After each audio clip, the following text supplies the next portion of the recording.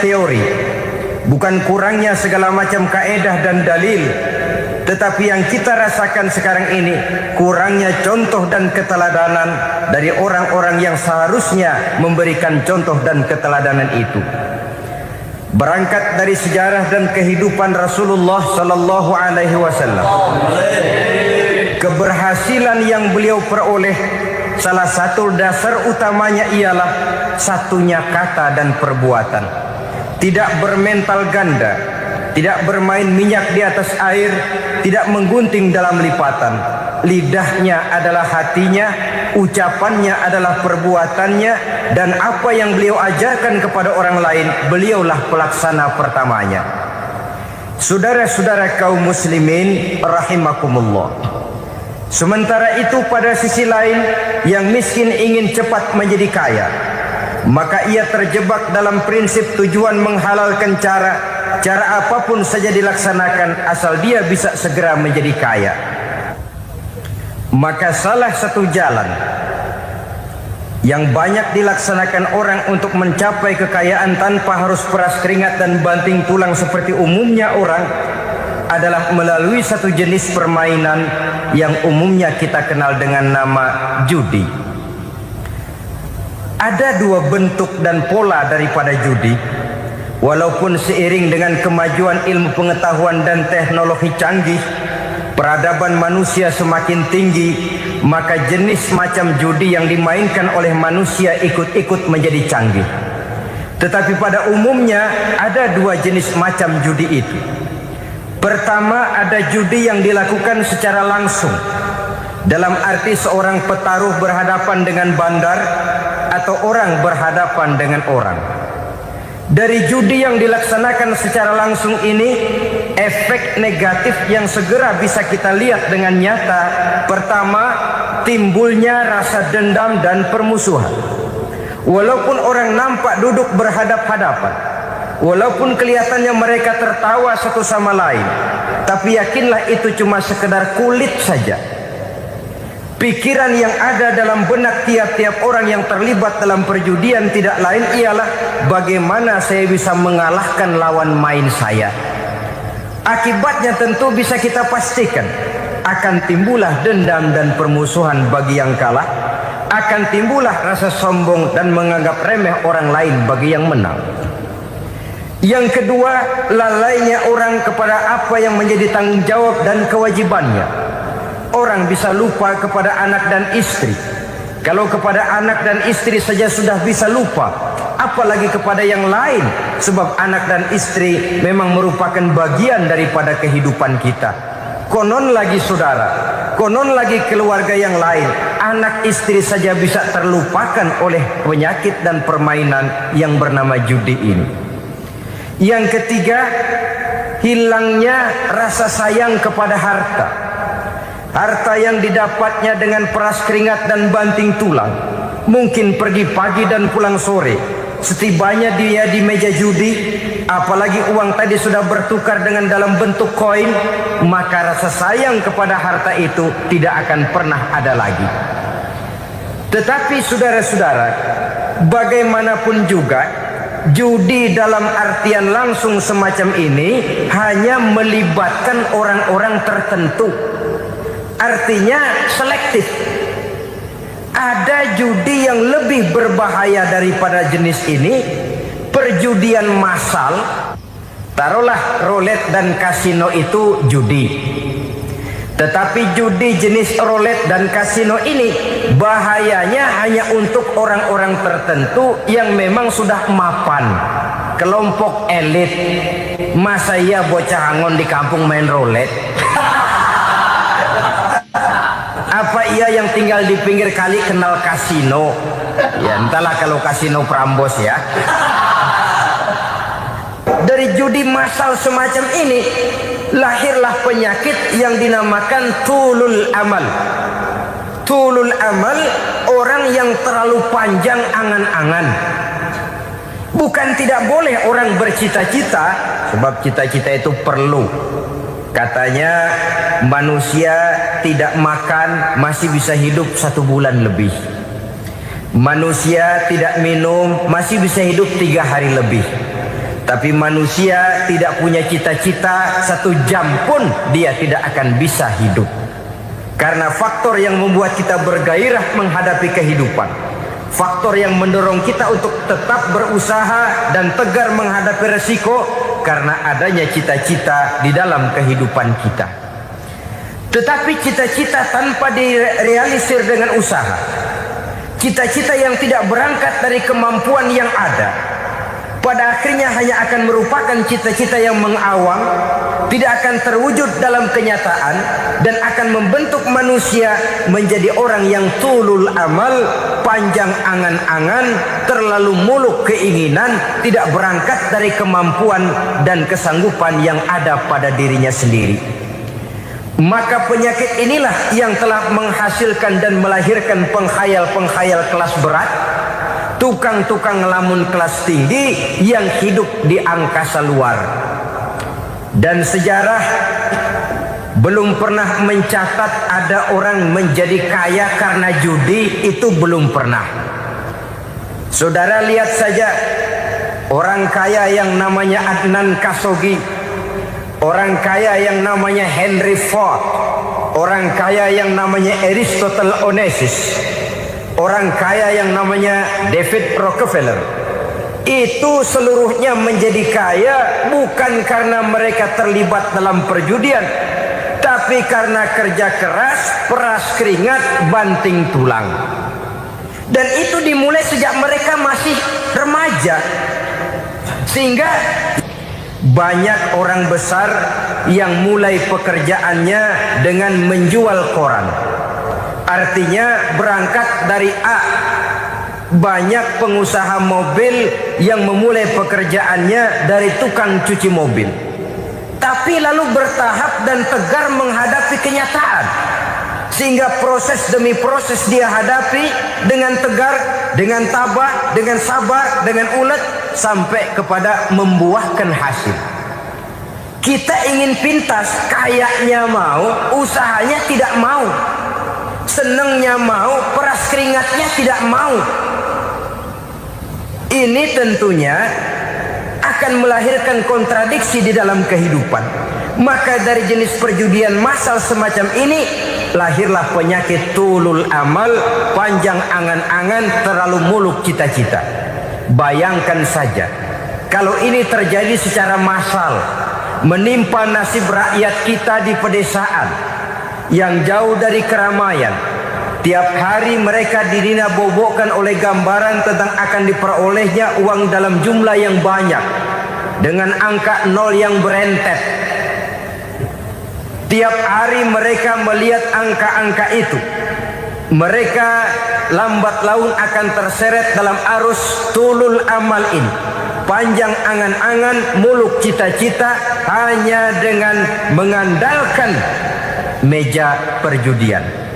Akibatnya timbul penyakit yang kedua, yang ketiga, yaitu malas berusaha. Orang kalau sudah terlalu asik berkhayal, menghitung bintang di langit, malas berusaha.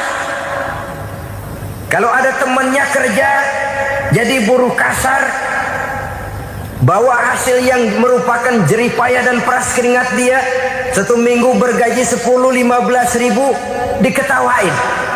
Apaan gaji lu 10 ribu, 15 ribu? Entar gua nih kalau ketembus 100 juta, entar. Yang 10 ribu dan 15 ribu keringat orang itu dihina, itu dicela. Tetapi dia selalu menghitung, entar nih gua. Entarnya wallahu a'lam. Saudara hadirin yang saya muliakan, timbullah sikap malas.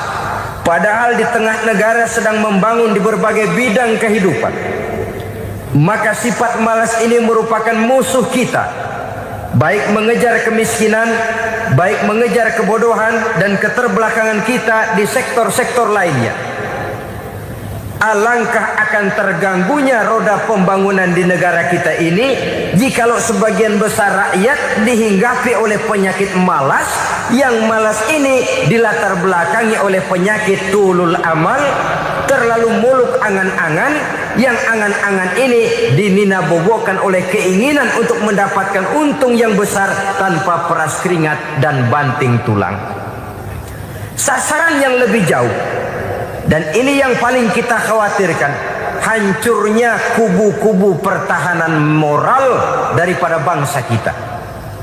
Kita sependapat bahwa lebih penting daripada membangun jembatan adalah membangun manusia yang membangun jembatan. Bahwa lebih penting daripada mengaspal jalan raya adalah membangun mental manusia yang melaksanakan pengaspalan itu. Dengan kata lain, membangun dan mempersiapkan manusia pembangunan. Tanpa itu, maka saya merasa khawatir kalau nanti kita tidak akan sampai kepada target yang kita harapkan oleh karena kandas di tengah jalan. Saudara-saudara kaum muslimin rahimakumullah, Islam sebagai agama yang mengajarkan manusia untuk berusaha dan mengeluarkan segala kemampuan untuk melaksanakan segala usahanya itu, sangat membenci sifat malas, sangat membenci sifat tulul amal atau panjang angan-angan. Dan oleh karena judi melahirkan dua sifat itu, Islam sangat menganjurkan pengikutnya untuk menjauhi segala macam jenis perjudian, baik yang terang-terangan maupun yang dilakukan secara samar-samar, tidak ketara, judi canggih sesuai dengan canggihnya teknologi daripada manusia itu sendiri. Ini adalah penyakit yang meracuni masyarakat manusia dari sejak berpribadi, bertetangga, berumah tangga, sampai kepada berbangsa dan bernegara. Dan kasus-kasus yang timbul sudah cukup banyak, yang tidak mungkin lagi kita katakan hanya sekedar bersifat kasuistis, bersifat kasus-kasus kecil saja. Sebelum riaknya naik ke permukaan, marilah kita membuat benteng untuk masing-masing pribadi muslim memelihara dan menjaga diri jangan terseret dalam permainan yang bernama judi, apapun bentuknya, bagaimanapun cara dan ragamnya. Karena jelas bahayanya lebih besar daripada manfaatnya. Taruhlah kita barangkali kemarin-marin hanyut dalam arus perjudian, tetapi hendaknya kita bisa mengambil pelajaran bahwa seorang mukmin adalah seorang yang apabila dia melakukan kesalahan, dia segera sadar, dijadikannya pelajaran untuk tidak diulanginya lagi pada masa-masa yang akan datang. Dengan sikap semacam itu, kita tidak lagi akan mengulangi kesalahan-kesalahan lama, dan grafik kehidupan kita dari hari ke hari akan makin menunjukkan hal-hal yang baik dan positif adanya. Saudara-saudara kaum muslimin rahimakumullah, kalau ABRI masuk desa, rakyat beruntung. Kalau jaksa masuk desa, rakyat bahagia. Kalau koran masuk desa, rakyat ikut jadi cerdas.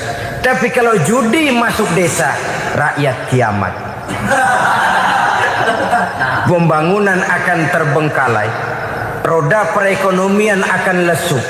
Karena mestinya orang membelanjakan uang untuk sesuatu yang dia perlukan, akhirnya dia belanjakan untuk sesuatu yang dia tidak perlukan, karena gambaran, khayalan akan mendapat keuntungan yang jauh lebih besar lagi.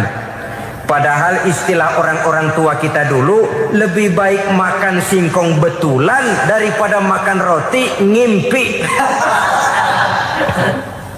Artinya uang yang 1.000-2.000 rupiah itu lebih baik dibelikan beras, dimasak, makan bersama anak dan istri, terasa nikmat dan halalnya, ketimbang beli kertas lalu ngelamun, menghayal, menghitung yang bukan-bukan.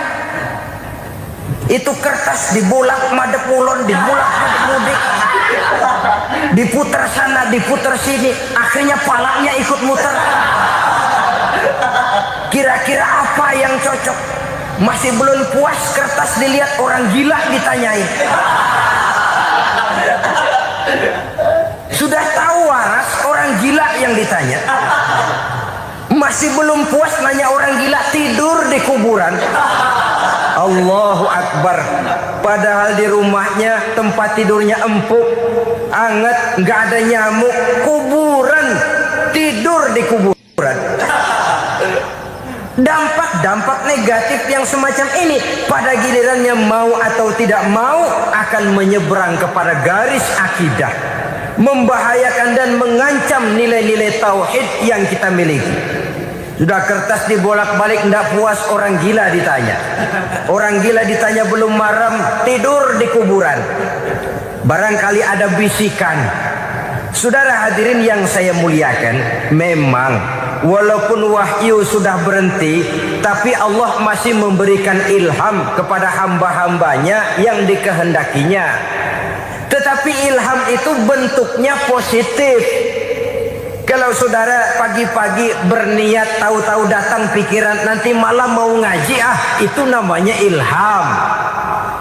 Kalau saudara sedang merenung, tahu-tahu datang pikiran, saya mau sedekah, itu namanya ilham, bentuknya positif. Tapi kalau ngelamun, tahu-tahu datang pikiran nomor sekian sekian sekian pasang, itu bukan ilham, itu belis. Saudara hadirin yang saya muliakan, tidak puas tidur di kuburan, cari yang lebih paten lagi, dukun ditanya. Nah, saya ingin menuduhkan persoalan. Apa tidak boleh orang ziarah kubur? Apa tidak boleh orang pergi ke dukun? Ini dalam kaitannya dengan judi, karena ini penyakit yang sudah merajalela, mewabah di kalangan masyarakat kita di lapisan yang bawah ini.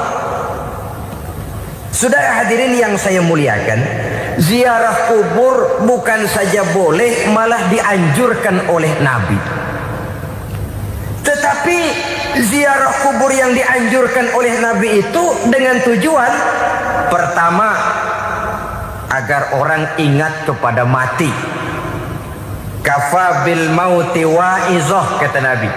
Cukup dengan mengingat mati menjadi pelajaran bagi kamu semua. Maka etikanya diajarkan, kalau saudara ziarah kubur, sampai di depan pintu kubur itu kan, Assalamualaikum ya ahlal kubur wa inna insyaallahu bikum lahikun. Kami satu saat insya Allah pasti akan menyusul kamu. Kalau kamu sekarang berbaring di sini, satu saat kami akan berbaring di sini. Ziarah kubur mengingatkan orang kepada mati. Orang yang ingat kepada mati, gaya hidupnya lain dengan orang yang tidak ingat mati. Nah, orang kalau nggak ingat mati, gaya hidupnya nggak terkontrol. Kalau dia berkuasa, Fir'aun. Itu nggak ingat mati. Kalau dia kaya, Korun. Sudah gambarannya nggak merupakan gambaran-gambaran yang baik. Orang yang ingat mati, dia berkuasa, dia berlaku adil. Satu saat saya akan mati dan ini akan dimintakan pertanggungan jawab. Orang kaya ingat mati, dia akan jadi pemurah. Kenapa? Kalau saya diberikan ilmu, pertanyaan akhirat cuma satu, ilmumu kau amalkan untuk apa? Kalau saya diberikan umur panjang, pertanyaan akhirat cuma satu, umurmu kau habiskan di mana? Tapi jikalau saya diberikan harta, pertanyaan akhirat ada dua, hartamu kau dapat dari mana, kau belanjakan kemana? Depannya ditanya, belakangnya ditanya. Dapat dari mana, dibelanjain kemana? Sebab dua-duanya berkaitan dengan kegiatan. Kadang-kadang dapatnya dari jalan yang baik, tapi keluarnya ke tempat yang tidak baik, itu pun tidak betul. Atau dapatnya dari yang tidak baik, tapi dibelanjakan untuk yang baik, itu pun tidak bisa diterima. Oleh karenanya, dengan mengingat mati, gaya hidup seseorang jadi terkontrol karenanya. Yang kedua, dianjurkan kita untuk berziarah kubur itu mendoakan orang-orang yang sudah meninggal. Mal mayyitu fi qabrihi illa kal gharikil mutaghawis, kata Nabi. Orang yang sudah meninggal itu di alam barzakhnya adalah seperti orang yang tenggelam di lautan, menunggu doa dari keluarganya yang masih hidup. Apakah itu anaknya, kemenakannya, cucunya, dan lain sebagainya. Adapun yang kalau kita ziarahi itu kuburnya orang-orang yang kita tahu merupakan orang soleh, orang yang berjiwa bersih, yang kita kenal ketakwaannya kepada Allah Subhanahu wa Ta'ala, tidak ada salahnya kita bertabarruk, asal jangan dengan satu keyakinan bahwa dia secara mandiri bisa mendoakan kita. Dia hanya bisa melakukan itu hanya dengan izin Allah. Nah, umumnya orang kalau sudah ziarah ke kubur-kubur keramat itu Allahnya kelupaan. Itu yang dikhawatirkan merusak dan mengganggu akidah. Sehingga di awal-awal perkembangan Islam, Nabi pernah melarang orang ziarah kubur itu. Ini bisa kita simak dari hadis, kuntu nahaitukum an ziyaratil qabri fazuruha. Dahulu aku pernah melarang kamu untuk ziarah kubur. Adapun sekarang kalau mau ziarah, ziarahlah kamu. Kata-kata dulu aku pernah melarang kamu itu menggambarkan bahwa pada permulaan perkembangan Islam, nilai keimanan para sahabat masih rapuh, masih lemah, masih memerlukan pembinaan. Sehingga kalau mereka sering ke kubur, dikhawatirkan mereka minta kepada kubur. Nah, tetapi tatkala nilai keimanannya sudah mapan, sudah kuat, kata Rasul, fazuruha. Adapun sekarang kalau mau pergi berziarah, ziarahlah kamu. Saudara hadirin yang saya muliakan, jadi jangan melupakan Allah. Saya bisa saja berkata, kalau saya misalnya pakai cincin, lalu saya bilang, saya sejak pakai cincin ini, jangan anak gadis, nenek-nenek ngelihat saya lemes. Atau sejak pakai cincin ini, dagangan laris bener. Cincin itu yang menggelincirkan akidah.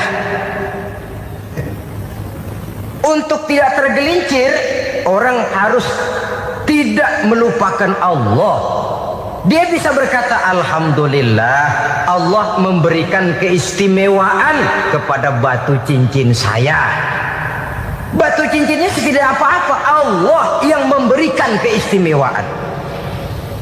Ini dalam bentuk yang langsung. Dalam bentuk yang tidak langsung kita bisa lihat, misalnya kalau petani ditanya, oh ini bisa panen besar ini rahasianya apa Pak? Oh, pupuk urea. Pupuk urea. Nah, Allah nomor 16. Seorang petani yang baik keimanannya, dia akan berkata, kami bisa panen besar karena izin Allah. Lah kalau pupuknya mah pakai pupuk urea, izin Allahnya dulu, baru kemudian pupuknya nyusul. Jadi sebenarnya bukan cuma pergi ke dukun yang bisa merusak keimanan, pergi ke dokter juga bisa loh merusak keimanan. Kalau berkeyakinan bahwa dokter itulah yang memberikan sembuh, kenapa akidah saudara tidak tergelincir karenanya? Dokter hanya memberikan obat dan resep, sembuh itu datangnya dari Allah. Ini yang diungkapkan lewat lisan Nabi Ibrahim alaihissalam, wa iza maridtu fahuwa yashfini. Apabila aku sakit, dialah Allah yang memberikan sembuh. Memberikan sembuh. Jangan juga menyalahartikan ayat ini. Ada ayat begini sakit terus nekat. Udah nggak usah berobat dah, memang penyakit dari Tuhan. Ntar waktunya baik ya baik dah. Udah ampek terus dah. Orang yang berobat saja belum tentu sembuh, apalagi yang tidak berobat. Sama juga orang nggak sembahyang kita ajakin ngotot, lu juga yang sembahyang belum tentu masuk surga katanya.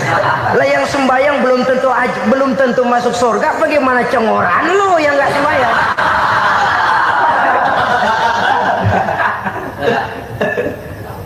Saudara hadirin yang saya muliakan, kaum muslimin yang berbahagia.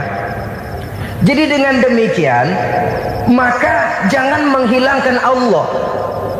Kita, ajaran pokok dalam Islam adalah ajaran tentang tauhid. Nah, tauhid ini menyangkut mengesahkan Allah, baik di dalam zatnya, baik di dalam sifatnya, baik di dalam perbuatannya, baik di dalam beribadah kepadanya. Tauhid dalam ibadah itu ada. Tauhid dalam zat artinya zat Allah itu tidak tersusun, tidak terdiri dari bagian-bagian yang bisa pecah-pecah. Ya seperti kita ini kan ada kepala, ada kaki, ada tangan. Allah tidak tersusun zatnya dari bagian-bagian. Esa zatnya tidak bisa dibagi-bagi. Esa sifatnya artinya Allah itu sifatnya tidak pernah berubah. Sejak dahulu sampai sekarang Allah itu cinta kepada orang beriman yang melakukan kebaikan. Dan Allah benci kepada orang kufur yang melakukan kejahatan. Mustahil satu saat Allah berubah. Orang kufur yang berbuat kejahatan didemenin, orang mukmin yang berbuat kebaikan dikeselin. Misalnya tahun 2000 Tuhan giliran jengkel sama orang mukmin. Itu mustahil, dia esa di dalam sifatnya. Lain dengan sifat kita manusia. Sifat kita ini kan relatif. Ada saatnya kita senang, lain saat yang kita senang betul kita caci maki. Hari ini kita caci maki, besok kita puji. Lihat teman kaya, habis kita omongin, boleh jadi dia kaya. Kenapa? Dukunnya 36. Begitu kita habis caci maki begitu, dia datang ngasih duit sama kita. Cacian itu bisa berubah menjadi pujian. Lu ya emang bukan main dah. Sifat kita itu relatif, bisa terpengaruh oleh situasi dan kondisi. Saudara hadirin yang saya hormati, kaum muslimin yang berbahagia, Allah juga esa di dalam perbuatannya. Artinya di dalam menciptakan apapun yang akan diciptakan oleh Allah, di dalam melakukan apapun yang akan dilakukan oleh Allah, tidak terikat kepada faktor lain, tidak memerlukan bantuan lain. Dia adalah mutlak. Nah, kemudian kita mengesahkan Allah dalam zatnya, mengesahkan Allah dalam sifatnya, mengesahkan Allah dalam perbuatannya. Belum tentu berarti kita mengesahkan Allah dalam ibadahnya. Sebab banyak orang yang yakin betul Allah itu esa, teguh dengan pendiriannya. Tuhan lu siapa? Allah. Allah bagaimana? Esa. Bagaimana kalau dua? Kagak. Tiga? Enggak. Mantap. Soal tahlil paten. Tapi dalam ibadah kadang-kadang dia tidak mentauhidkan Allah. Ini makna wa ma umiru illa liya'budullaha mukhlisin. Kami tidak memerintahkan kepadamu kecuali untuk beribadah kepadaku, kata Allah, dengan ikhlas. Beribadah kepada Allah dengan ikhlas itu artinya apa? Beribadah hanya untuk Allah saja. Nah, kalau hanya untuk Allah saja, lalu kita minta berdoa di depan kuburan orang yang soleh, apa syirik? Tidak syirik. Kalau kita berkeyakinan bahwa orang tempat kita memanjatkan doa itu hanya bisa mendoakan kita dengan izin Allah. Dia sendiri tidak punya kekuasaan apa-apa. Tanpa izin Allah dia tidak bisa berbuat apa-apa. Itu tidak menyebabkan orang menjadi syirik. Sama saja dengan kalau saya berkata tadi, alhamdulillah Allah telah memberikan keistimewaan kepada batu cincin saya. Apa salahnya Allah memberikan keistimewaan kepada benda-benda mati? Allah memberikan keistimewaan kepada Hajar Aswad, benda mati. Allah memberikan keistimewaan kepada Masjidil Haram, benda mati. Allah memberikan keistimewaan kepada Ka'bah, benda mati. Orang tawaf keliling Ka'bah, sembahyang di Masjidil Haram, sujud menghadap kepada Ka'bah, apakah jadi syirik? Tidak, kita yang menyembah Ka'bahnya, kita menyembah yang punya Ka'bah itu. Nah, di sini kita lihat bahwa fungsi Ka'bah hanya merupakan wasilah. Tapi kalau Allahnya kita hilangkan, jadilah kita penyembah batu. Hanya saja batu itu berbentuk 4 bernama Ka'bah. Sa'i, orang yang melaksanakan haji, lari-lari antara Safa dan Marwah, amalan apa itu?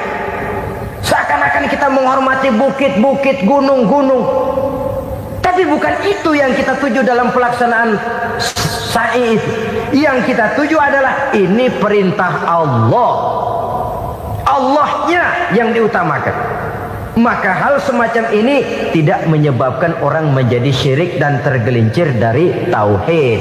Tapi kalau ziarah kubur dengan niat cari buntutan, nomor yang cocok, ini niatnya saja sudah salah. Nah, kalau berangkat dengan niat yang salah, sampai di sana saya yakin, seyakin-yakinnya amalannya pasti salah. Lah, kubur yang diziarahin bukan kubur orang soleh. Ya mana ada orang soleh ngasih kode buntut. Ada juga orang salah.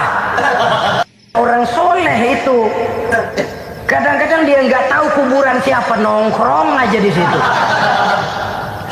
Memang sulit saudara-saudara, mental ya, namanya mental. Kalau memang mental sudah mental judi, apa saja bisa dijudiin. Jadi orang nggak perlu sebenarnya pemerintah terlalu gini, nggak usah. Kembali saja kepada mental. Kalau mental memang sudah mental judi, apaan aja bisa dijudiin. Pulang tengah malam nabrak babi, babi yang keluar nih.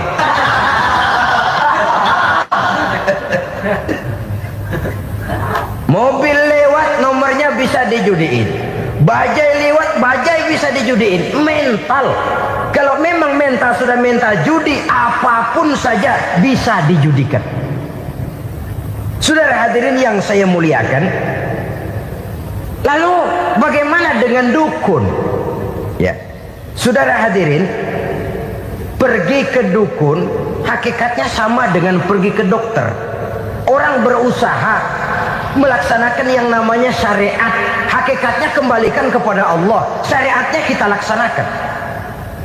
Tetapi, nah ini tetapi, yang pertama saudara harus tahu betul dukunnya itu bayang apa enggak, agamanya kuat apa enggak. Sebab ya tentu tidak ada dukun yang jelek, karena pada umumnya penyakit dukun itu kan nyohor, iklan lewat koleha-kolehanya.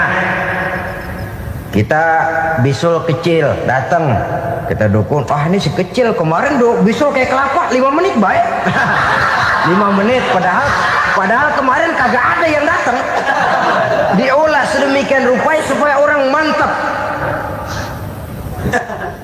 Jadi jangan asal sembarangan. Kadang-kadang lihat potongan dukunnya aja kita ngeri. Mukanya sudah kremot, nggak pernah tersentuh air wudhu. Jangankan air wudhu, mandi aja jarang. Yang kayak begini yang dipegang mati-matian, yang dipercayai habis-habisan, akan kita kemanakan tauhid kita ini? Apalagi kalau perginya sudah dengan niat mencari nomor yang jitu. Itu saya katakan lagi tadi, berangkat saja sudah dengan niat yang salah. Orang berusaha silahkan. Sama juga kita ke dokter. Oleh dokter kan setelah diperiksa penyakit kita, lalu dianalisa, oh ini penyakitnya ini. Kemudian diberikan obat. Lah, obat itu kan tentu ada aturan minumnya tuh. Yang kapsul ini sehari 3 kali, yang tablet ini sehari 2 kali. Kalau kita minumnya kelebihan, overdosis namanya. Saking pengen cepet baik, sekali minum 10 tablet. Ya memang nggak sakit-sakit lagi, tapi nggak hidup sudah. Habis. Kita pun dalam melaksanakan amalan hidup beragama begitu. Saudara datang kepada kiai, orang-orang soleh, meminta amalan, wiridan, itu jangan sampai overdosis. Tidak sesuai dengan kemampuan pribadi. Wong masih SD sudah minta matematika kelas SMP, celeng. Baru SMP sudah minta diajarkan filsafat kelas perguruan tinggi, semaput. Kenapa Kenapa? Daya tampungnya nggak kuat. Emang ukuran secangkir, minta disiin seember, ya luber. Lebihnya nggak cukup. Kenapa? Yang diberikan, yang diamalkan tidak sesuai dengan makomnya, tidak sesuai dengan kemampuan yang ada pada dirinya. Saudara hadirin yang saya muliakan, akhirnya apa? Mencelakakan dirinya sendiri, ngawur.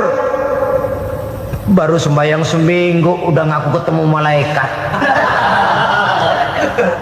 Oh, sembahyang ditemenin malaikat lah, sembahyang baru seminggu mulai. Tuh malaikat iseng anak. Ya walaupun kalau Allah izinkan tidak mustahil, tapi kan tidak logik. Orang yang melaksanakan ibadah puluhan tahun memerlukan riyadhah dan latihan, khusyuk dan tawadhu, penuh tazallul, merendahkan diri di hadapan Allah, belum tentu mendapat karunia yang semacam itu. Saudara hadirin yang saya muliakan, jadi dengan kata lain, yang pertama, lihatlah dulu kualitas dukun yang akan saudara datangi itu. Ini kualitas black apa kualitas white? Aspal apa cat putih? Sehingga jangan sampai kita salah pilih. Sebab biasanya orang kalau sudah hanyut di kali, rumput pun dia pegangin. Dia tahu kalau rumput tidak akan bisa menahan bobot badannya, tapi karena posisinya posisi terjepit, rumput pun dia pegang. Ini satu gambaran psikologis betapa orang dalam keadaan panik, kepepet, kejepit, yang tidak mestinya dipegang pun akan dipegangnya juga. Walaupun dia tahu itu tidak akan bisa menahan bobot badannya, namun dipegangnya juga. Oleh karenanya, yang pertama, lihat dulu kualitas dukunnya. Yang kedua, saudara-saudara, jangan berkeyakinan bahwa dukun itulah yang memberikan permintaan saudara. Si dukun hanya bisa dengan izin Allah. Nah ini kuncinya. Kalau izin Allahnya dihilangkan, dan ini yang jarang. Biasanya kalau kita diajak ke dukun, di sono aja no paten banget. Abah ano, abah ini, abah ano, abah-abah. Lah, lalu pikiran kita kan terfokus. Dikala itulah kita mulai menyampingkan Allah. Di situ yang dikhawatirkan nilai tauhid kita jadi tergoyah karenanya. Bahwa orang yang kita datangi, yang kita kenal kesolehan dan ketakwaannya, hanya bisa memberikan pertolongan dengan izin Allah. Dengan izin Allah dia doakan kita dan doanya kabul. Dengan izin Allah dia penuhi hajat kita dan hajat kita jadi terlaksana, jadi kenyataan dengan izin Allah. Subhanallah, sangat luar biasa tausiah yang sudah disampaikan oleh guru kita Al-Maghfurullah Kiai Haji Zainuddin MZ. Sahabat beriman yang dimuliakan Allah, tetaplah di channel ini karena kajian ini belum selesai dan masih banyak lagi hal-hal menarik yang akan disampaikan oleh beliau. Maka dari itu tetaplah di channel ini dan mari kita lanjutkan kembali. Selamat mendengarkan. Sebab Allah itu memberikan keistimewaan. Ada waktu istimewa, ada tempat istimewa, ada jam istimewa. Kenapa sih sedekah hari Jumat dengan sedekah hari Kamis pahalanya kok lebih besar hari Jumat? Karena itu waktu istimewa. Kenapa untuk sembahyang sunnah dianjurkan sepertiga malam yang terakhir? Karena itu waktu istimewa. Kenapa doa di Multazam, di dekat Hajar Aswad, di Hijr Ismail, di Raudhah dikabulkan Allah? Karena itu tempat istimewa. Memang kadang-kadang ada orang berkata, kalau mau berdoa kenapa mesti di kuburan wali? Di rumah juga berdoa, Tuhan dengar. Betul, Tuhan dengar, bahkan tidak berdoa pun Allah tahu isi hati kita. Tapi soal dikabulkan atau tidak, itu hak Allah. Dan Allah memberikan fasilitas kepada tempat-tempat tertentu dan istimewa. Dan itu diajarkan oleh Nabi. Di Raudhah perbanyak doa. Kenapa? Itu tempat yang mustajabah. Artinya Allah memberikan keistimewaan kepada tempat-tempat tertentu. Dalam konteksnya dengan ini, makom para aulia, para wali, para ulama soleh, tidak ada salahnya kita berdoa di sana, bertawassul, bukan meminta kepada si kiai, bukan meminta kepada si ulama, bukan meminta kepada si wali, meminta kepada Allah melalui tempat yang orangnya kita yakin dekat dengan Allah. Walaupun Allah tidak memerlukan perantara, itu jelas. Allah tidak memerlukan calo, memang. Tapi Allah menyediakan waktu dan tempat-tempat istimewa, itu harus kita manfaatkan untuk mendekatkan diri dan berdoa kepadanya. Saudara-saudara kaum muslimin rahimakumullah, saya kembali dalam konteksnya dengan dukun yang akhir-akhir ini jadi populer karena merajalelanya judi sampai kepada desa-desa, pedesaan-pedesaan terpencil, yang akibatnya menjauhkan orang dari nilai tauhid. Padahal benar kalau orang berkata kadzabal munajjimun walau sodaku, tukang-tukang ramal itu bohong walaupun benar. Kalaupun betul, kebetulan. Itu maksudnya bohong walaupun betul, betulnya betul kebetulan. Maka para remaja itu biasanya gemar kepada membaca bintang Anda minggu ini, kan begitu toh? Nah, apa Aries, apa Virgo, apa Leo dan sebagainya, dan itu memang menarik untuk dibaca. Rezeki sebelah kulon, asmara anget. Saudara hadirin, hal yang semacam ini boleh saja untuk dibaca, tapi tidak untuk diyakini kebenarannya. Boleh saja untuk dibaca, tapi tidak untuk diyakini kebenarannya. Karena meyakini kebenarannya sama saja dengan mendahului Allah. Dan itu bisa menggelincirkan nilai-nilai tauhid kita.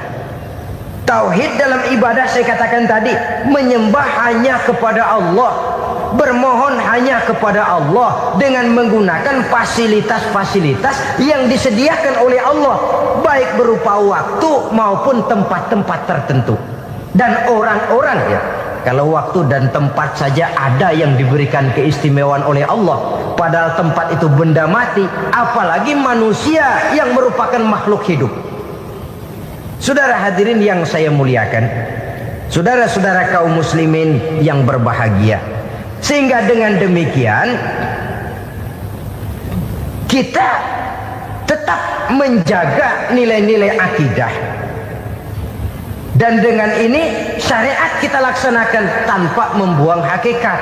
Sebab hakikat tanpa syariat itu kosong.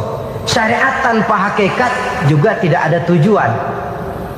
Yang penting hati bersih, nggak sembahyang nggak apa-apa. Mana bisa begitu, Mas? Kalau memang hati bersih nggak usah sembahyang nggak apa-apa. Nabi Muhammad dulu berhenti dong sembahyang. Sebab beliau orang yang hatinya paling bersih. Nah, orang yang hatinya paling bersih saja sembahyang yang nggak berhenti, masa kita lalu mau berhenti? Yang penting kan kita bisa dekat dengan Allah melalui perasaan, banyak-banyak ingat. Apa itu sembahyang? Macam-macam. Itu hakikat saja tanpa syariat ia tidak bisa. Syariat saja tanpa hakikat juga gerak lahir yang tanpa roh namanya.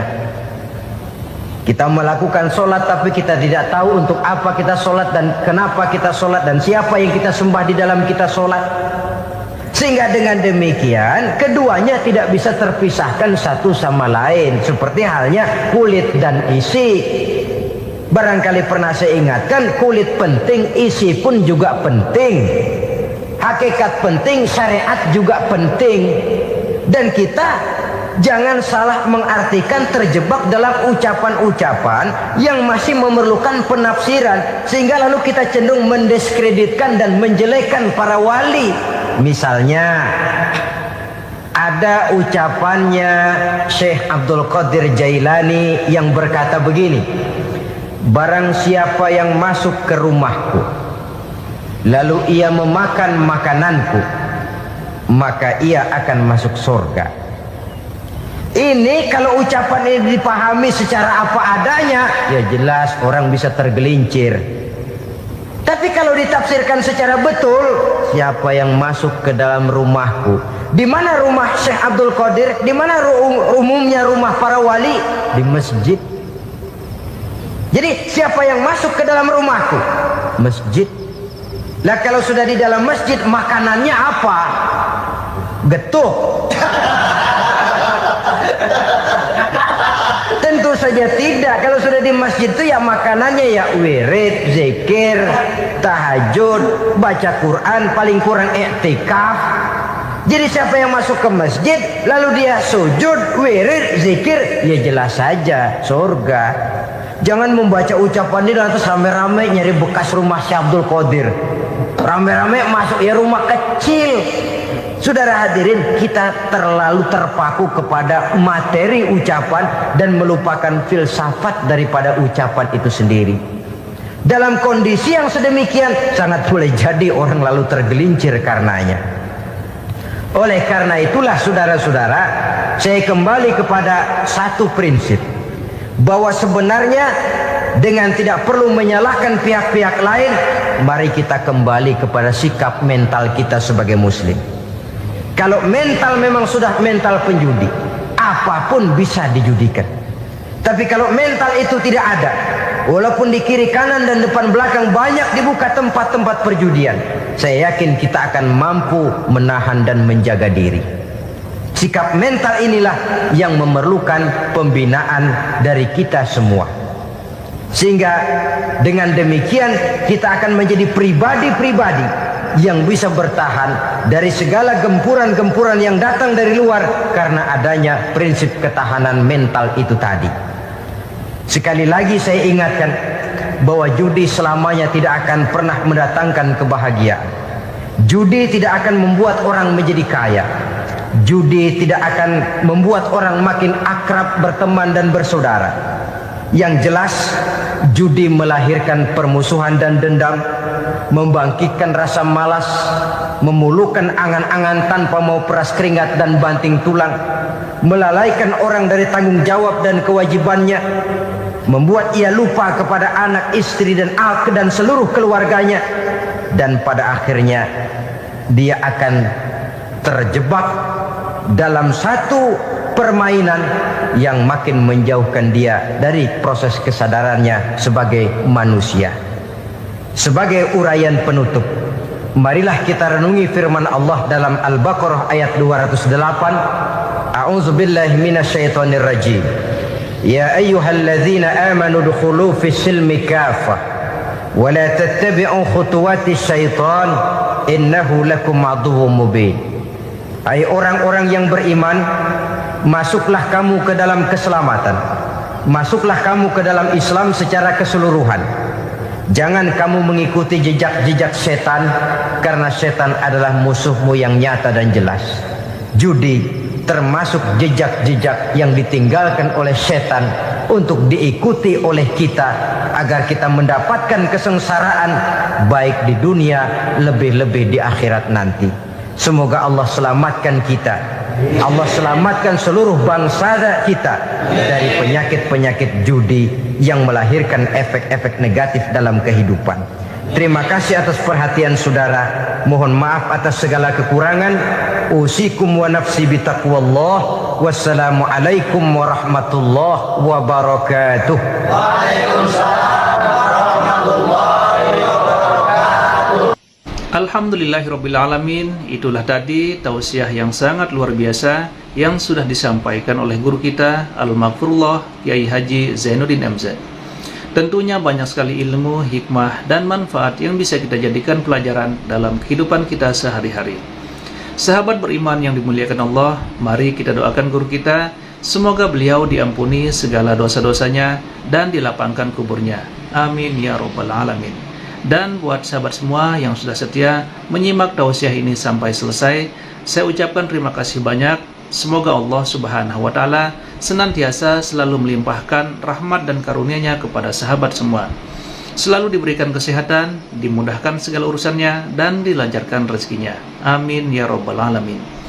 Demikian yang dapat saya bagikan, kurang lebihnya mohon maaf. Sampai bertemu lagi di kajian-kajian berikutnya. Wabillahi taufiq wal hidayah, waridha wal inayah.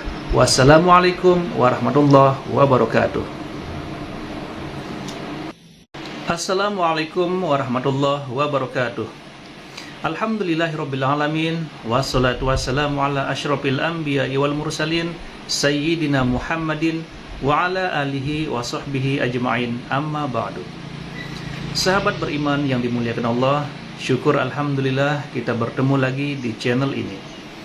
Doa dan harapan saya semoga sahabat semua selalu diberikan kesehatan, dimudahkan segala urusannya, dan dilancarkan rezekinya. Amin ya rabbal alamin.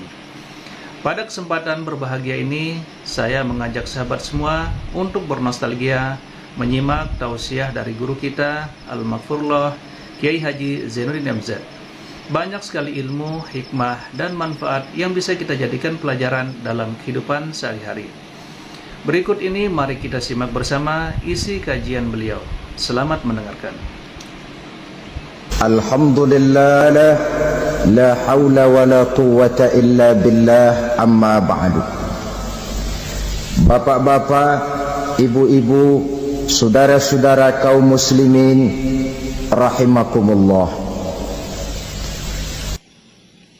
Yang celakanya lagi, lahirlah budaya jilat-menjilat, upeti, dan lain sebagainya asal tujuan bisa tercapai. Sementara itu yang miskin ingin cepat menjadi kaya, sedang yang kaya ingin menjadi lebih kaya lagi. Kalau boleh tidak hanya sekedar dia saja yang kaya, anaknya harus kaya, cucunya tidak boleh miskin dan kere, bahkan cucu daripada cucunya pun harus jadi orang-orang kaya. Ini keinginan yang wajar. Setiap orang tua tentu tidak ingin meninggalkan anak cucunya dalam keadaan miskin dan terlunta-lunta. Yang tidak wajar kalau keinginan itu membuat orang lalu menghalalkan segala macam cara, menyalahgunakan fasilitas yang dimilikinya, apalagi kalau dia berada dalam satu posisi di mana seharusnya dia memberikan contoh dan keteladanan. Maka akibatnya timbullah krisis wibawa, yang dari krisis wibawa ini mengendorlah disiplin.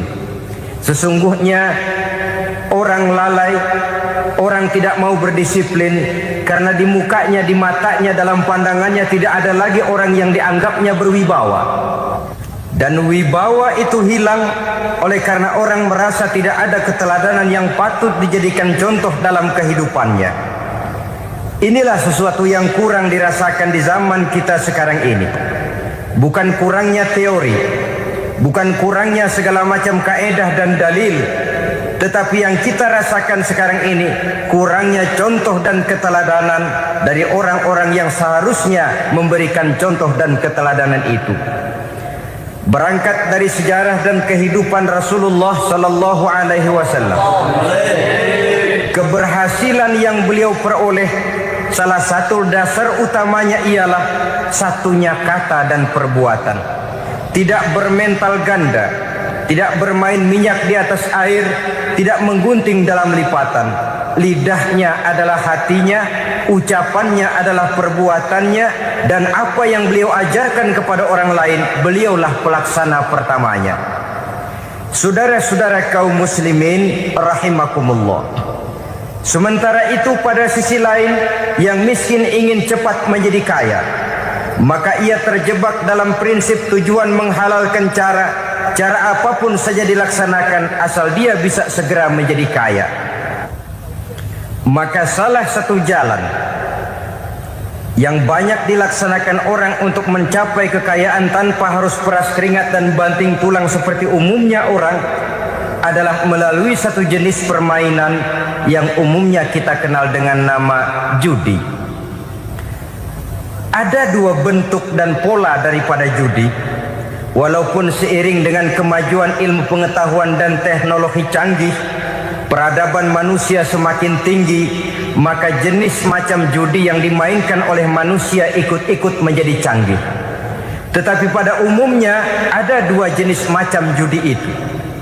Pertama, ada judi yang dilakukan secara langsung, dalam arti seorang petaruh berhadapan dengan bandar atau orang berhadapan dengan orang. Dari judi yang dilaksanakan secara langsung ini, efek negatif yang segera bisa kita lihat dengan nyata. Pertama, timbulnya rasa dendam dan permusuhan. Walaupun orang nampak duduk berhadap-hadapan, walaupun kelihatannya mereka tertawa satu sama lain, tapi yakinlah itu cuma sekedar kulit saja. Pikiran yang ada dalam benak tiap-tiap orang yang terlibat dalam perjudian tidak lain ialah bagaimana saya bisa mengalahkan lawan main saya. Akibatnya tentu bisa kita pastikan akan timbullah dendam dan permusuhan bagi yang kalah, akan timbullah rasa sombong dan menganggap remeh orang lain bagi yang menang. Yang kedua, lalainya orang kepada apa yang menjadi tanggung jawab dan kewajibannya. Orang bisa lupa kepada anak dan istri. Kalau kepada anak dan istri saja sudah bisa lupa, apalagi kepada yang lain. Sebab anak dan istri memang merupakan bagian daripada kehidupan kita. Konon lagi saudara, konon lagi keluarga yang lain, anak istri saja bisa terlupakan oleh penyakit dan permainan yang bernama judi ini. Yang ketiga, hilangnya rasa sayang kepada harta. Harta yang didapatnya dengan peras keringat dan banting tulang. Mungkin pergi pagi dan pulang sore. Setibanya dia di meja judi, apalagi uang tadi sudah bertukar dengan dalam bentuk koin, maka rasa sayang kepada harta itu tidak akan pernah ada lagi. Tetapi saudara-saudara, bagaimanapun juga, judi dalam artian langsung semacam ini hanya melibatkan orang-orang tertentu. Artinya selektif. Ada judi yang lebih berbahaya daripada jenis ini, perjudian massal. Taruhlah roulette dan kasino itu judi. Tetapi judi jenis roulette dan kasino ini bahayanya hanya untuk orang-orang tertentu yang memang sudah mapan, kelompok elit. Masa iya bocah angon di kampung main roulette? Apa ia yang tinggal di pinggir kali kenal kasino? Ya entahlah kalau kasino Prambos ya. Dari judi massal semacam ini lahirlah penyakit yang dinamakan tulul amal. Tulul amal, orang yang terlalu panjang angan-angan. Bukan tidak boleh orang bercita-cita, sebab cita-cita itu perlu. Katanya manusia tidak makan masih bisa hidup 1 bulan lebih. Manusia tidak minum masih bisa hidup 3 hari lebih. Tapi manusia tidak punya cita-cita 1 jam pun dia tidak akan bisa hidup. Karena faktor yang membuat kita bergairah menghadapi kehidupan, faktor yang mendorong kita untuk tetap berusaha dan tegar menghadapi resiko, karena adanya cita-cita di dalam kehidupan kita. Tetapi cita-cita tanpa direalisir dengan usaha, cita-cita yang tidak berangkat dari kemampuan yang ada, pada akhirnya hanya akan merupakan cita-cita yang mengawang, tidak akan terwujud dalam kenyataan, dan akan membentuk manusia menjadi orang yang tulul amal, panjang angan-angan, terlalu muluk keinginan, tidak berangkat dari kemampuan dan kesanggupan yang ada pada dirinya sendiri. Maka penyakit inilah yang telah menghasilkan dan melahirkan penghayal-penghayal kelas berat, tukang-tukang ngelamun kelas tinggi yang hidup di angkasa luar. Dan sejarah belum pernah mencatat ada orang menjadi kaya karena judi, itu belum pernah.